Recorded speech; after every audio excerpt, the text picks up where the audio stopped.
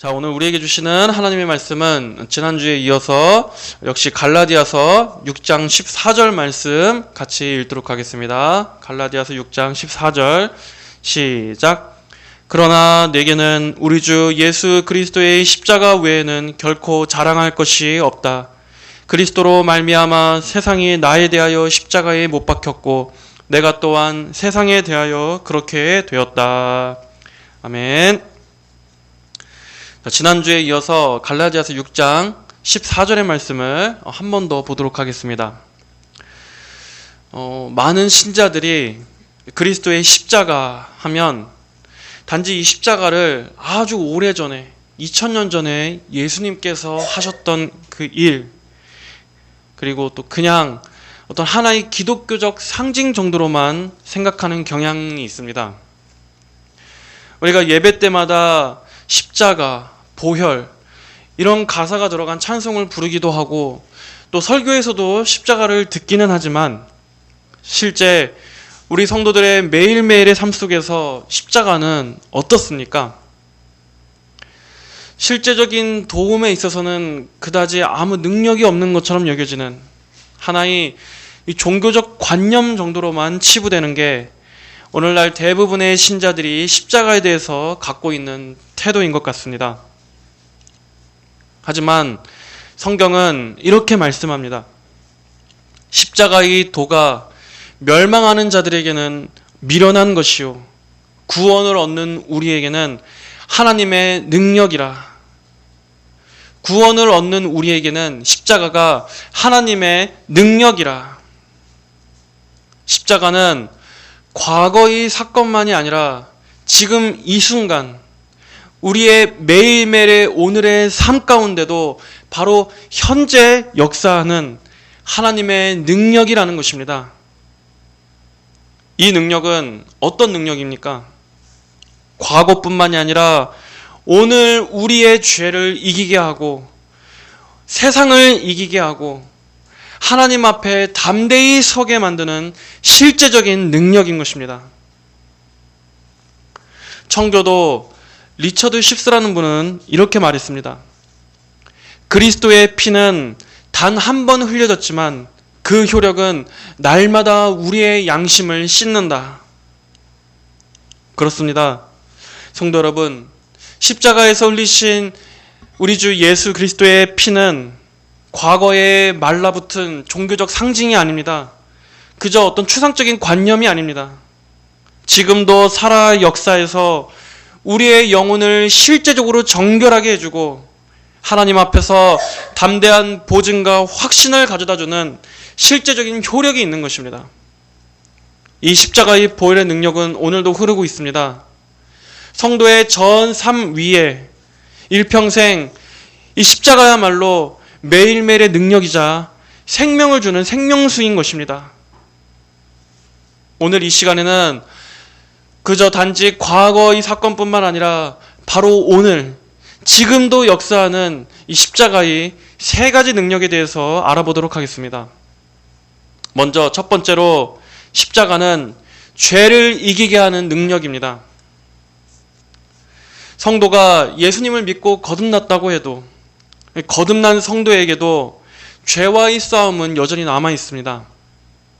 죄는 날마다 우리의 마음과 생각을 죄로 유혹하고 어떻게든 충동질해서 넘어뜨리려고 하고 죄를 짓게 하려고 또 하나님으로부터 멀어지게 하려고 죄는 항상 우리 성도들을 유혹합니다. 하지만 우리가 과거 불신자였던 때와 구원받은 이후에 성도가 다른 점은 무엇입니까? 불신자였을 때는 이 죄가 하나의 강한 권세였습니다. 마치 죄가 왕처럼 우리를 지배하고 군림하고 다스리고 통치하고 있었습니다. 그러니까 하나의 강력한 어떤 통치 정부였다는 것입니다. 죄가 우리의 통치 정부여서 다스리고 지배했었습니다. 그래서 모든 불신자는 현재 죄의 강력한 권세 아래 사로잡혀 있는 상태입니다.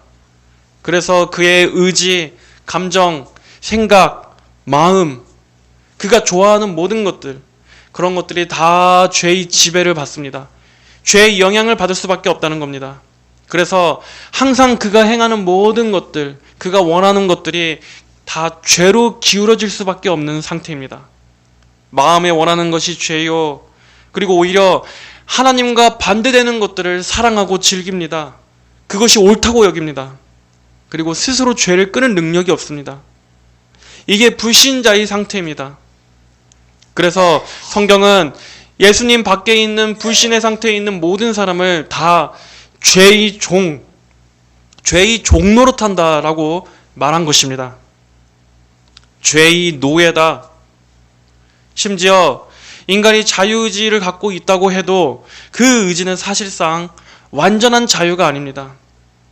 어떤 자유냐? 죄의 영향을 받아서, 항상 죄의 영향을 받아서 죄의 영향을 받아 움직일 수밖에 없는 노예의 자유일 뿐입니다. 인간에게, 불신자에게 있어서 완전한 자유의지는 없습니다. 사실상 이것이 불신자의 상태입니다. 하지만 구원받은 성도가 다른 점은 무엇입니까? 성도들도 비록 잔재하는 죄의 영향은 받습니다. 하지만 결정적으로 무엇이 다르냐? 성도는 불신자와는 달리 죄의 지배는 받지 않습니다. 이것을 잘 기억하셔야 됩니다. 죄의 영향은 받을 수 있지만 더 이상 죄의 지배는 받지 않는다. 죄의 세력에 지배받지 않는다.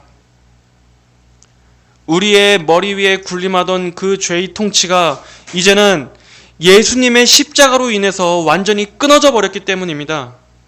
이것이 가장 결정적 차이입니다. 우리가 과거 불신자였을 때, 그리고 이 땅의 많은 불신자들의 머리 위에는 죄가 왕이었습니다. 그러나 이제 예수 그리스도를 믿고 그리스도 안으로 들어온 성도들에게는 죄가 왕이 아니라 뭐가 왕입니까? 바로 은혜가 왕이 된 것입니다. 죄의 통치가 아니라 은혜의 통치, 죄의 법이 아니라 은혜의 법, 죄의 힘이 아니라 은혜의 힘이 성도를 다스리고 사로잡는다. 예수 그리스도의 권세, 그리고 우리의 머리가 되시는 그리스도, 그리고 하나님의 은혜가 이제는 성도들 위에 있어서 은혜가 우리를 통치하고 은혜가 왕노릇하는 것입니다. 이렇게 통치하는 정부가 완전히 바뀌었습니다. 불신자들을 지배하는 그 힘과 권세와 우리 그리스도인들을 지배하는 그 힘과 권세는 이렇게 다른 겁니다. 성도는 이제 더 이상 과거의 죄의 종이 아니라 의의 종으로 바뀝니다. 십자가에서 예수님이 우리 대신 정죄를 받으셨기 때문에 이제는 성도에게는 더 이상 율법의 고소가 없습니다. 율법의 조목들에 의해서 우리가 더 이상 정죄받거나 심판받지 않는다는 것입니다. 율법의 저주가 우리에게는 없다는 것입니다. 모든 것이 예수님 안에서 심판이 이미 다 끝나버렸기 때문입니다. 그래서 로마서 6장 14절은 말씀합니다. 죄가 너희를 주관하지 못하리니 이는 너희가 율법 아래에 있지 아니하고 은혜 아래에 있기 때문이다. 우리는 율법 아래에서 은혜 아래로 옮겨졌습니다. 그러므로 성도는 이제 죄가 우리를 다스리는 것이 아니라 예수님이 우리의 왕이십니다.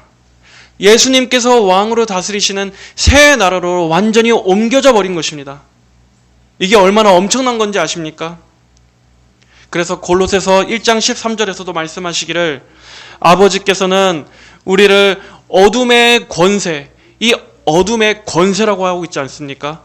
어둠의 권세에서 구해내시어 자신의 사랑하는 아들의 나라로 옮기셨으며 라고 말씀하고 있지 않습니까?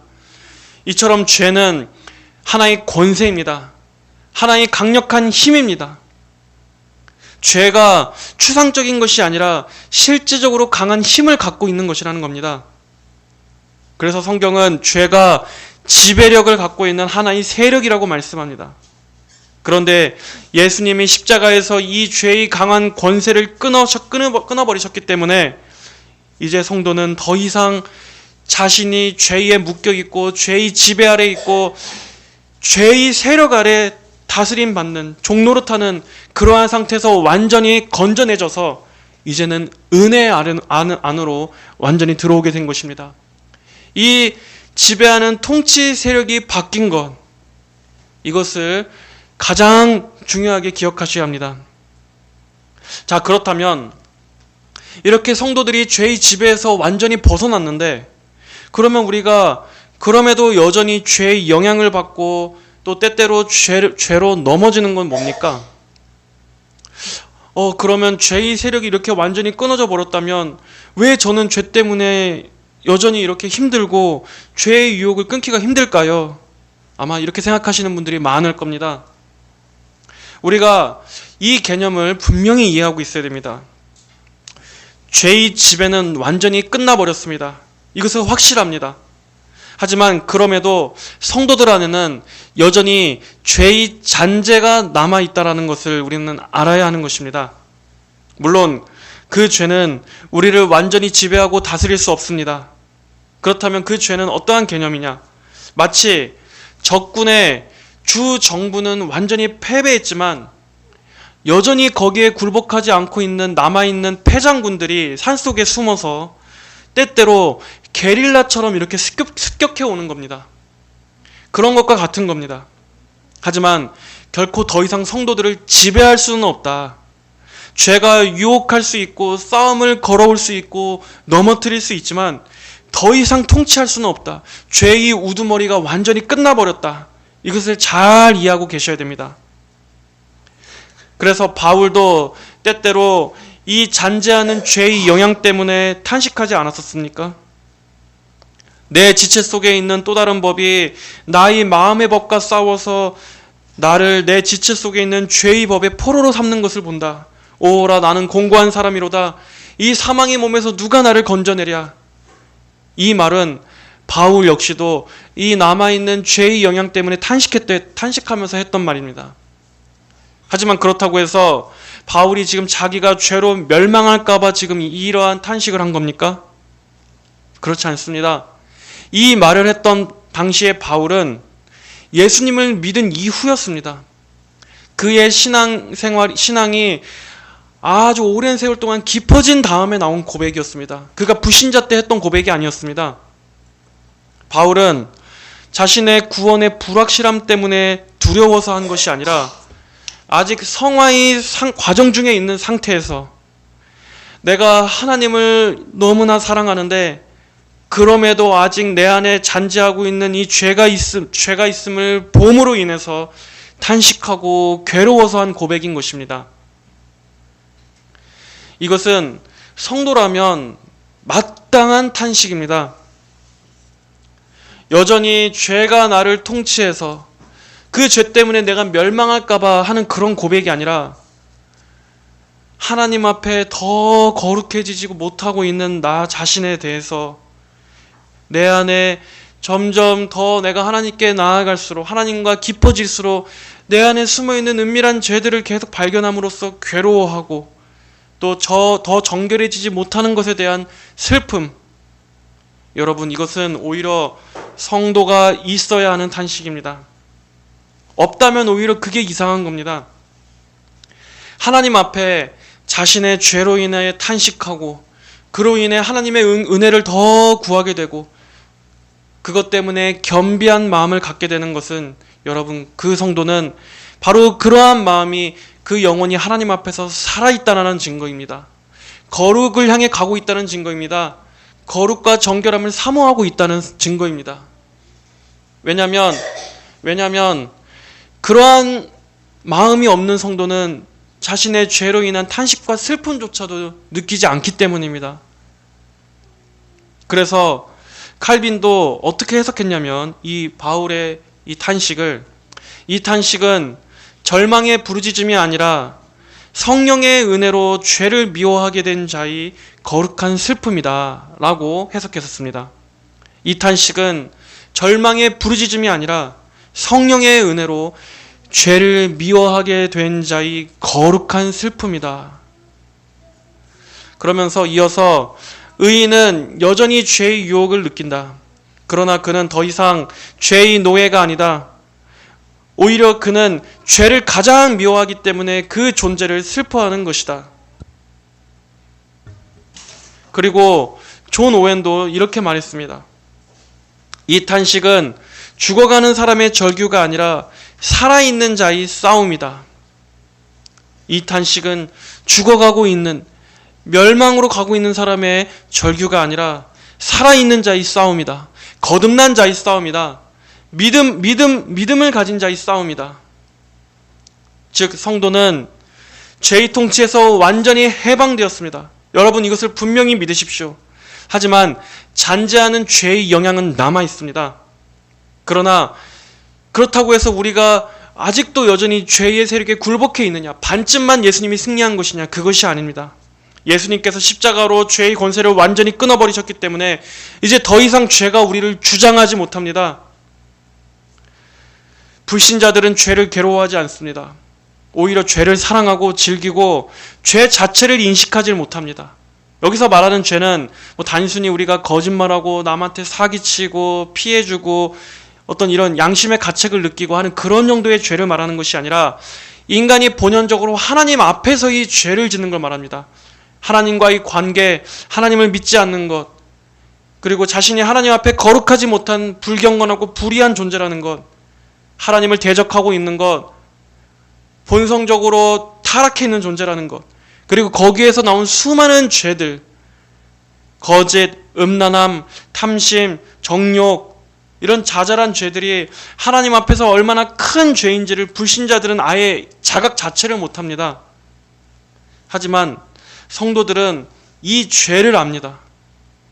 진정한 성도라면 자기의 양심이 죄에 민감할 수밖에 없습니다. 그래서 여러 가지 은밀한 숨어있는 죄라 할지라도 하나님 앞에서 그 죄로 인해 괴로워하고 슬퍼합니다.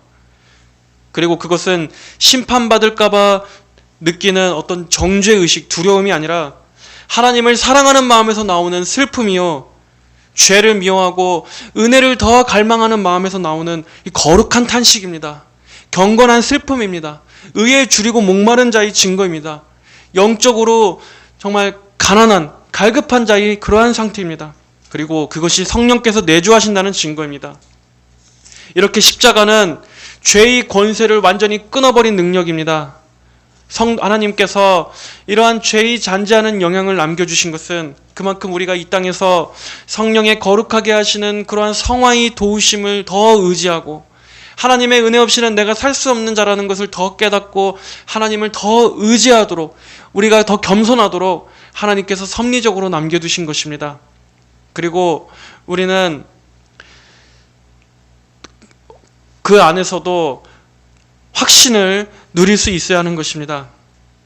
비록 죄의 영향 때문에 슬퍼한다 할지라도 우리는 여전히 은혜 안에 있다는 것, 여전히 하나님의 사랑과 용서하심이 있다는 것, 하나님께서는 한번 그리스도의 십자가 안으로 들어온 성도들에게는 설령 우리가 죄를 지어도 하나님은 다시 회개하도록 우리를 이끄시지 정죄와 심판, 사망, 형벌로 가도록 내버려 두시지 않으십니다.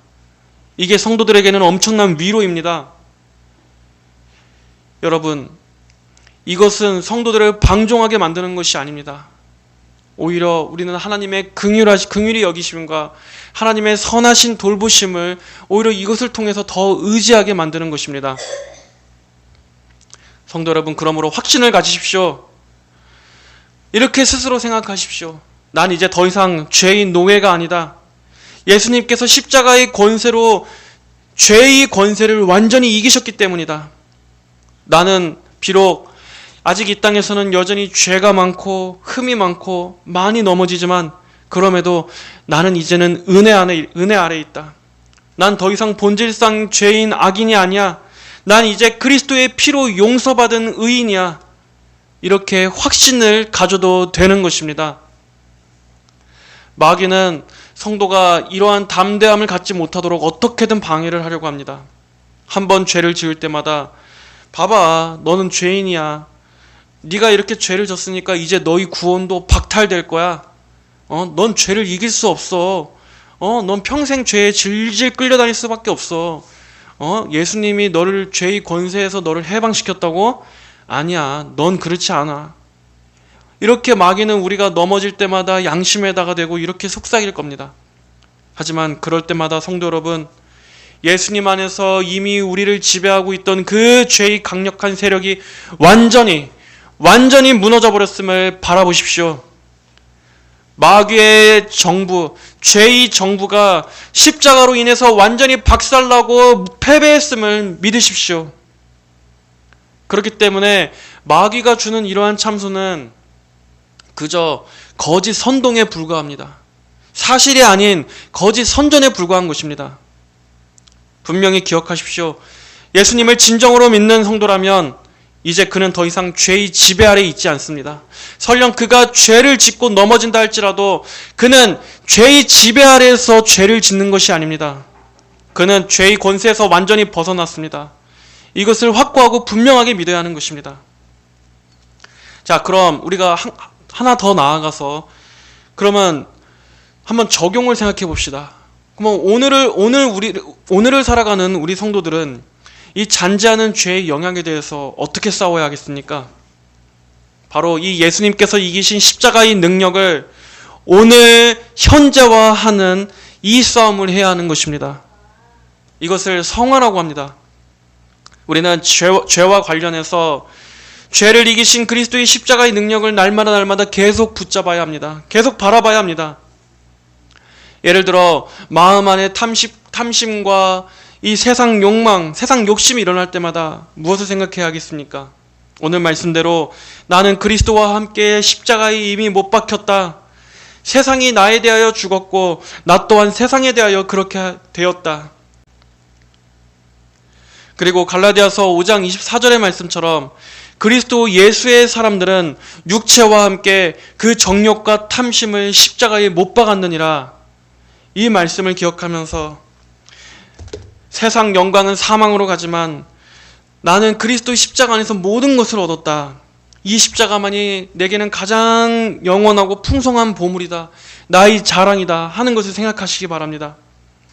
그렇게 십자가의 영광을 크게 봄으로써 이 세상을 작게 봐야 하는 것입니다. 또한 혈기나 분노가 치밀어 오를 때도 이렇게 화내고 분노하는 나의 옛사람은 이미 십자가에서 죽었다. 나 같은 죄인을 구원하시기 위해서 우리 주님께서 피를 흘리셨는데 도살당할 양같이 그분은 잠잠히 십자가에 달리셨는데 그래서 나 같은 이 더러운 고작 이 죄인을 위해서 주님은 죽으셨는데 그 은혜를 입은 내가 어찌 나를 주장하며 나를 고집할 수 있겠느냐? 이렇게 그리스도의 십자가를 생각하면서 그리스도의 십자가로 우리의 화도 죽이는 것입니다. 또 음욕이 유혹할 때도 나의 이 죄된 욕망들, 정욕들, 또 충동적으로 일어나는 이러한 욕망들, 바로 이런 것들이 사망을 불러오는 죄들이고 바로 이것 때문에 예수님을 십자가에 못 박히게 했다. 그러나 이 욕망들조차도 이미 십자가에서 심판받고 정죄받았다.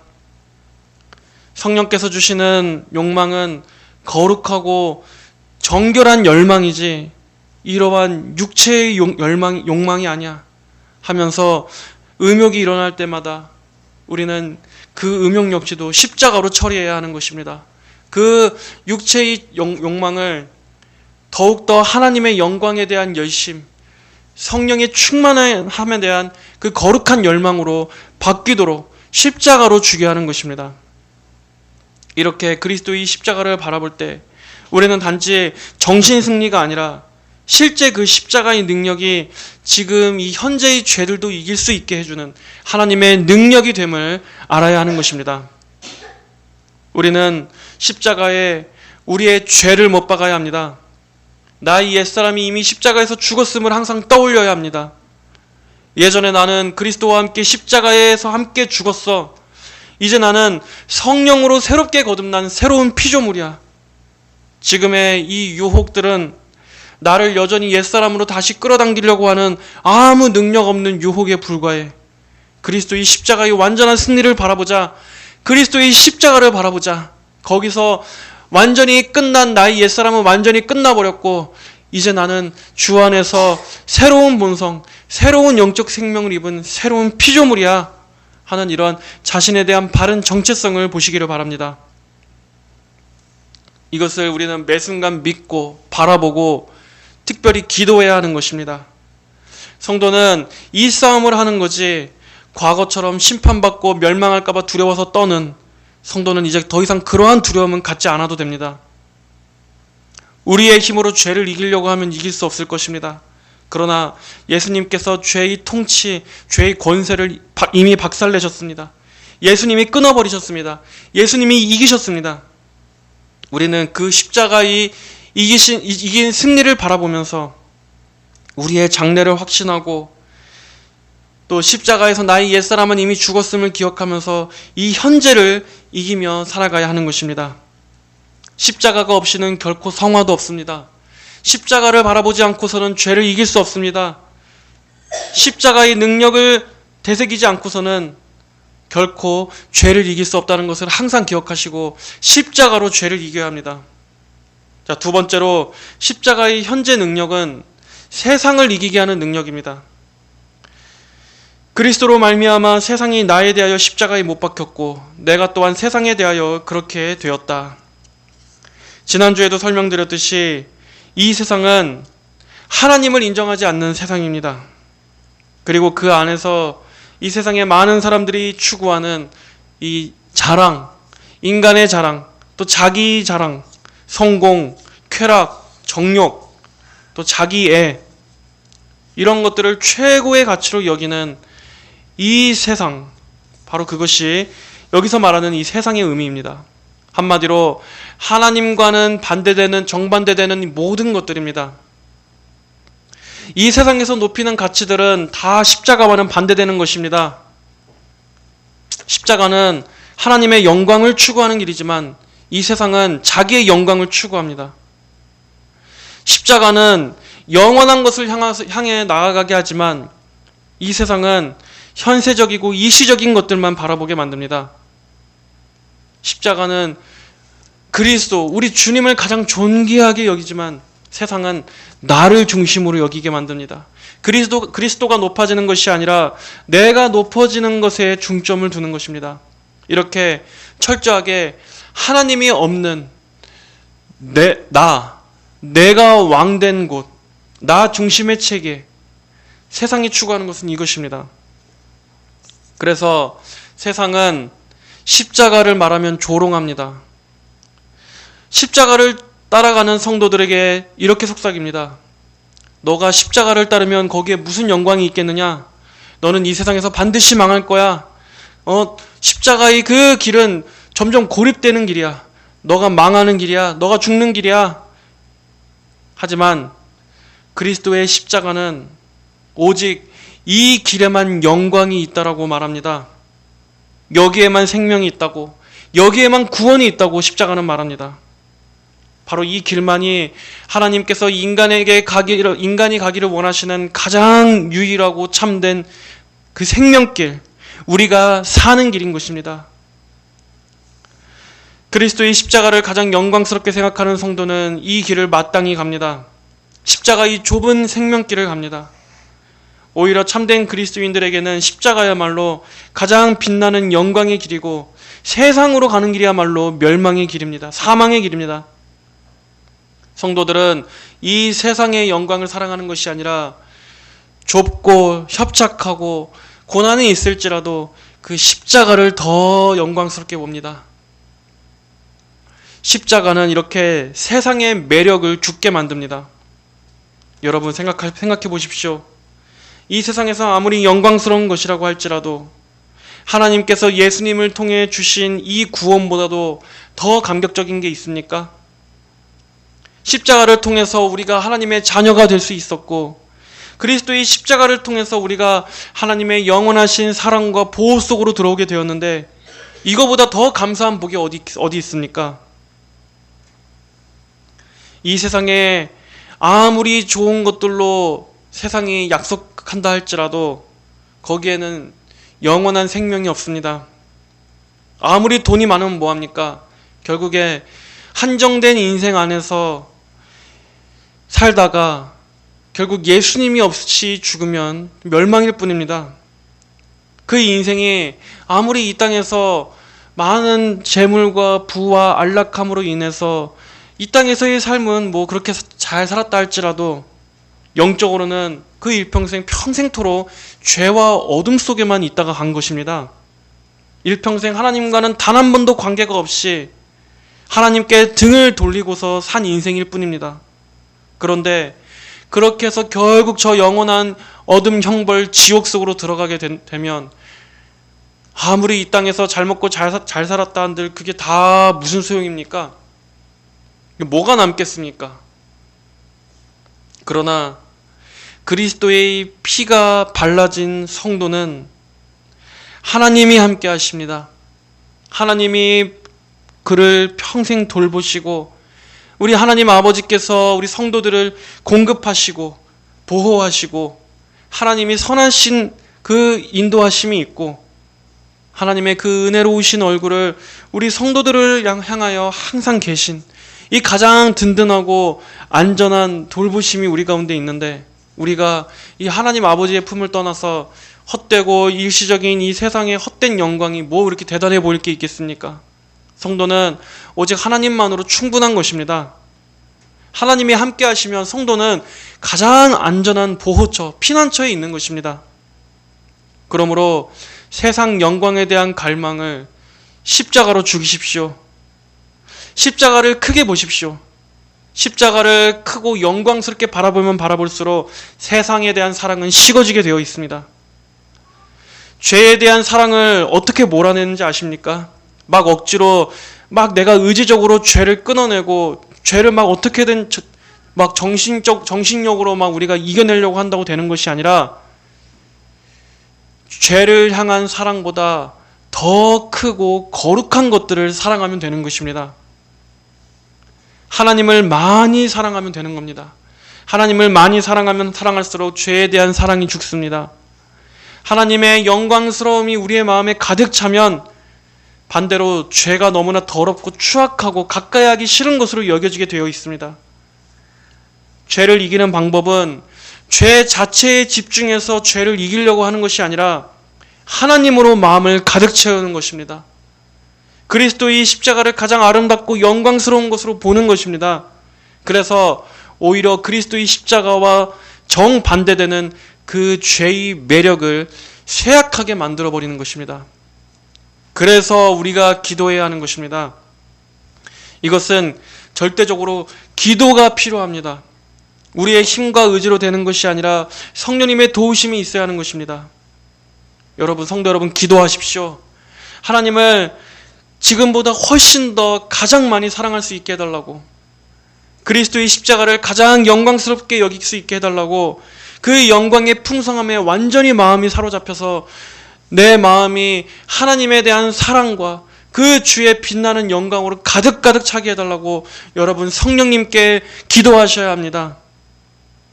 성령의 도우심이 없이는 절대 우리의 힘으로는 할 수 없는 것이기 때문에 성령님, 제게 주의 영광과 그 사랑을 더 풍성히 깨달아지게 해주세요. 주님의 사랑으로 제 마음을 가득 채워주세요. 이런 기도는 하나님께서 아주 기뻐하시는 기도이기 때문에 기도 응답도 신속할 것입니다. 하나님은 반드시 응답해 주십니다. 절대 금욕으로서는 이길 수 없습니다. 더 큰 사랑이 우리의 마음에 부어지면 죄를 이길 수 있습니다. 고린도후서 5장 14절에서도 그리스도의 사랑이 우리를 강건하신다고 하지 않았습니까? 그리스도의 사랑이 우리의 마음에 부어지면 성도들의 마음은 거룩한 것을 향하게 되고 거룩한 것을 사랑하게 되고 하나님에 대한 사랑과 열망으로 불타오르게 될 것입니다. 그걸로 가득 차게 될 것입니다. 이렇듯 십자가에서 흘러나온 사랑이 우리의 마음을 사로잡을 때 세상의 영광은 시시해집니다. 세상의 쾌락은 오히려 쓰게 느껴집니다. 그러므로 십자가의 그 사랑, 하나님의 사랑을 더 달게 맛보게 해달라고 반드시 구하십시오. 그 사랑이 이 세상에 대한 사랑을 죽일 것입니다. 마지막으로 십자가의 현재의 능력은, 십자가는 우리를 하나님 앞에 담대하게 서게 만드는 능력입니다. 많은 성도분들이 십자가를 그저 추상적으로만 생각하기 때문에 신앙생활을 하면서도 여전히 많은 죄책감과 두려움을 갖고 있습니다. 구원의 확신이 없습니다. 자꾸 자기 자신을 바라보면서 하나님께서 이런 나를 과연 받아주실까? 내가 이렇게 죄가 많은데 내가 죽어서 하나님 앞에 가게 되면 나는 천국에 갈 수 있을까? 진짜 하나님이 날 용서하신 게 맞을까? 왜 도대체 구원이 내게 이렇게 실제적으로 와닿질 않지? 제가 항상 말씀드리고 여러 번 말씀드리지만 자기 자신 안에서 뭔가 확증을 찾으려고 하면 여러분, 우리 안에서는 죽을 때까지도 확신을 찾을 수 없습니다. 구원의 근거를 어디에 둬야 된다고 말씀드렸습니까? 바로 예수님께서 다 이루신 그 십자가의 대속의 근거를 둬야 합니다. 나의 공로, 나의 거룩함이 아니라 예수님이 다 이루신 그 예수님의 공로라고 하는 그 예수님의 대속적 죽음이라고 하는 그 객관적 근거에다가 근거를 둬야지 구원의 확신을 갖게 되는 것입니다. 우리 안에서 증거를 발견해 보려고 해보십시오. 너무나 우리는 가변적이기 때문에 절대 확신이 생길 수 없습니다. 나의 감정에 따라서, 나의 영적 상태에 따라서, 나의 믿음의 어떤 강도에 따라서 구원이 어떤 확신이 오르락 내리락 거리는데 구원을 받았다가 구원을 안 받는 것 같기도 하고 또 받았다가 또 흔들리고. 하지만 여러분, 예수님의 십자가를 바라보십시오. 예수님이 우리의 죄의 값을 다 지불하셨습니다. 여러분이 갚는 게 아니고 여러분이 지불하는 게 아니고 여러분이 행하는 게 아닙니다. 여러분이 갚아야 하는 것도 아닙니다. 이미 예수님이 다 갚으셨습니다. 그걸 믿는 겁니다. 그걸 믿는 겁니다. 히브리서 10장 19절에 그러므로 우리가 예수의 피를 힘입어 성소에 담대히 들어갈 담력을 얻었나니, 바로 이 예수의 피를 힘입어. 구원의 확신의 근거는 나의 내적 상태에 있는 것이 아니라 바로 이 예수 그리스도의 피에 있습니다. 예수 그리스도의 완전하신 대속 사역에 근거하는 것입니다. 나의 믿음을 힘입어 하나님의 성소에 담대히 들어갈 담력을 얻었다고 합니까? 나의 거룩함과 경건함을 힘입어라고 하고 있습니까? 나의 믿음의 정도를 힘입으라고 하고 있습니까? 예수의 피를 힘입어 성소에 담대히 들어갈 담력을 얻었나니, 예수의 피를 힘입어. 예수님의 피가 하나님의 공의를 다 만족시키셨습니다. 예수님이 이미 우리가 지불해야 할 죄값을 대신 다 지불하셨습니다. 그래서 단번에, 단 한 번이지만 영원한 효력을 이루는 속죄를 이루셨습니다. 그러므로 이제 더 이상 거기에 더해질 게 없습니다. 거기에 나의 거룩함이 더해져야 하는 것도 아니고 마지막까지 내가 넘어지지 않고 끝까지 유지해야 되는 나의 어떤 믿음, 공로가 더해질 게 남아있다는 뜻도 아닙니다. 정말 완전히 예수님이 100% 그 십자가에서 다 이루셨습니다. 한 80, 90%만 이루고 나머지 20%는 우리가 메꿔야 하는 게 아니라 예수님이 이미 다 갚으셨다니까요. 그런데도 어떤 학자들은 우리가 비록 예수님의 피로 구원은 받았지만 그럼에도 신자가 마지막까지 끝까지 자기 믿음을 유지해야 그때 구원을 받았는지 안 받았는지는 이제 최종적으로 가봐야 알 수 있다, 이렇게 말하는 자들도 있습니다. 하지만 그것은 틀린 주장입니다. 그것은 굉장히 악하고 위험한 이단적 주장입니다. 왜냐하면 그렇게 말하면 예수님의 객관적인 공로에서 완전히 끝나버린 것이 아니라 결국엔 내가 끝까지 버티는 그 힘이 구원의 최종적 근거가 돼버리기 때문입니다. 예수님이 다 이루셨음에도, 그리고 그것을 내가 믿음에도 그걸로 다 된 것이 아니라 내가 마지막까지 내 믿음을 지켜야만, 지키는 그것이 근거가 되므로 구원의 여부가 갈리는, 결국엔 내 공로가 개입되기 때문입니다. 이것이 우리의 생각에는 맞는 것처럼 보여도 여러분, 하나님은 이러한 구원을 주시지 않았습니다. 그렇다면 우리가 예수님의 십자가 구원의 이러한 절대적인 충족성, 완전함을 우리가 어떻게 확신하고 찬송할 수 있겠습니까? 그것은 성경에서 말하는 복음이 아닙니다. 그것은 행위 구원입니다. 여러분, 속지 마십시오. 예수님이 모든 죄값을 다 지불하셨습니다. 우리의 모든 의도 예수님의 예수님의 의로서 우리는 구원받는 것입니다. 예수님의 피를 의지해서 믿음으로 예수님을 붙잡고 믿는 성도는 이미 이제 그 사람은 하나님께서 그를 그리스도 안에서 받아주신 것입니다. 그리고 마지막까지 성도가 믿음의 싸움을 하는 것도 하나님이 붙잡아 주시는 겁니다.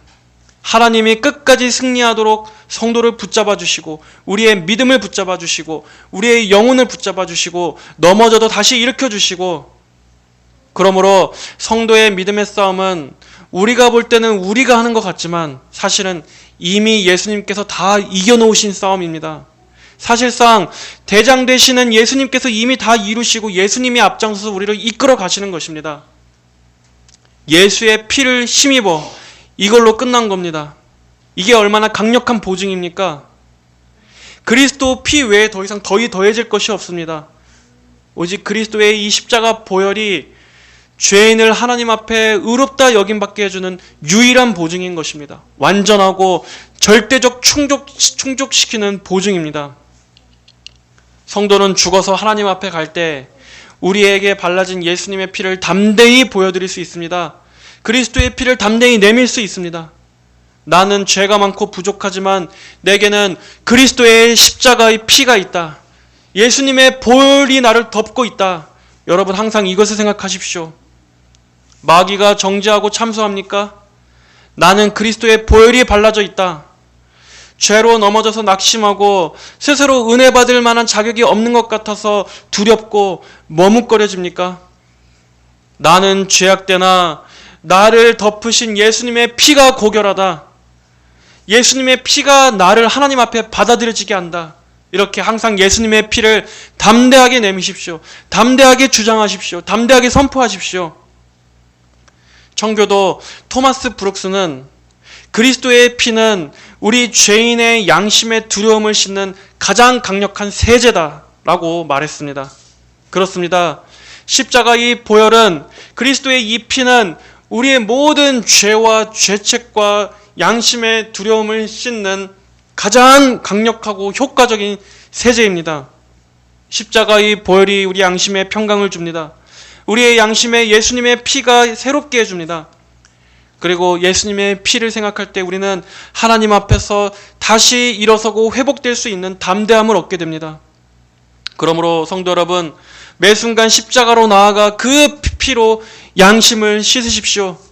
더럽고 부정해진 우리의 모든 마음을 그리스도의 피로 씻으십시오. 그리고 그 피를 바라보므로 예수님 안에서 주어진 새로운 신분을 확신하십시오. 그리고 그 피를 힘입어 다시금 회복하게 하시는 하나님의 은혜를 바라보십시오. 예수님의 피가 우리를 하나님과 완전히 화평되게 하였습니다. 그 복됨 안에서 여러분 자신의 새롭게 정체성을 회복하시기를 바랍니다. 은혜로 일어서시기를 바랍니다. 그리스도께서 십자가에서 흘리신 이 피야말로 우리의 가장 확실한 근거이자 보증입니다. 이제 말씀을 맺겠습니다. 바울은 오늘 9절에서 말합니다. 내게는 우리 주 예수 그리스도의 십자가 외에는 결코 자랑할 것이 없다. 여러분, 이 자랑은 과거의 자랑이 아니라 지금 현재 그리고 앞으로 장래까지도 언제나 내게는 이 그리스도의 십자가가 유일한 자랑이다. 이 십자가가 나를 지배하고 있다. 나를 완전히 지배하고 있는 현재의 능력이다 라는 고백입니다. 여러분, 성도 여러분들도 십자가를 바로 지금 현재의 능력으로 여기십시오. 십자가에 대해서 듣고서도 여전히 십자가가 자랑이라는 것을 아직도 깨닫지 못하고 있습니까? 십자가는 하나님의 지혜와 권능과 사랑과 공의와 그분의 모든 성품, 거룩하심과 은혜와 언약, 하나님의 그 영광, 하나님의 모든 속성과 성품이 그리스도의 십자가에서 완벽하게 나타내신 하나님의 가장 뛰어난 걸작품입니다. 하나님의 가장 능력 있는 구원의 소식, 사랑의 소식, 생명의 소식입니다. 그러므로 이 십자가를 더 깊이 아시기를 바랍니다. 그리고 이 십자가를 그저 과거의 자랑이 아닌 오늘도 지금도, 그리고 내일도, 앞으로 여러분이 예수님 앞에 가게 되는 그날까지 이 땅에서의 나의 유일한 자랑이요 생명이자 능력이자 영광으로 여기게 되시기를 바랍니다. 나의 인생의 모든 영역에 있어서 십자가를 적용하십시오. 관계에 있어서도, 가정에 있어서도, 그리고 나의 모든 앞날에 있어서 하나님 앞에 서게 되는 그 순간까지 십자가를 붙들고 십자가와 함께하고 그리스도의 십자가를 여러분에게 적용하십시오. 다시 한 번 더, 내게는 예수 그리스도의 십자가의 보혈이 뿌려져 있다. 하나님께서 예수님의 그 피로 인증하신 이 은혜보다 더 큰 것이 어디 있으며 이것보다 더 안전한 보장이 어디 있으랴. 나는 하나님 앞에서 이 완전한 영원한 보장을 받았다 하는 것을 여러분 한 주간 마음에 품고 사시기를 바랍니다. 굳게 믿으시길 바랍니다. 그리고 그리스도의 십자가라고 하는 그 객관적 근거에다가 여러분의 믿음을 두셔서 구원의 확신과 그러한 하늘의 소망, 그 영생의 소망으로 한 주간 살아가게 되시기를 주님의 이름으로 축복합니다. 기도하시겠습니다. 하나님 아버지, 예수 그리스도의 십자가가 과거의 일만이 아니라 오늘 바로 지금 우리의 현재를 승리케 하는 능력이 됨을 믿습니다. 우리의 전 존재가 십자가 안에서 날마다 새로워지고 견고해지고 바르게 생각할 수 있도록 변화시켜 주시옵소서. 예수님의 십자가에 나타나신 하나님의 영광을 가장 크게 보게 하여 주셔서 그 앞에 이 세상에 그 비교할 수 없이 참으로 초라한 이 세상에 대한 영광과 세상 사랑과 정욕들이 얼마나 시시하고 하찮은 것인지를 보게 하여 주셔서 죄에 대한 사랑이 식어지게 하여 주시고 끊지 못하는 죄들이 끊어지게 하여 주시옵소서.